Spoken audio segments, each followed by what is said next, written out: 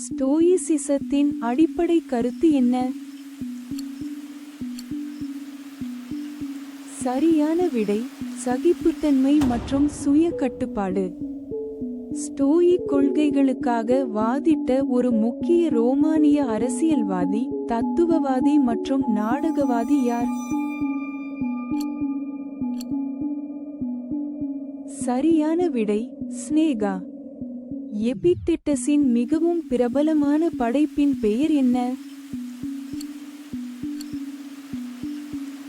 சரியான விடை சொற்பொழிவுகள் மற்றும் என்சிரிடியன். ஞானத்துடனும் நீதியுடனும் ஆட்சி செய்த ரோமானிய பேரரசர், தத்துவவாதி மற்றும் எழுத்தாளர் யார்? சரியான விடை மார்கஸ் ஆரேலியஸ்.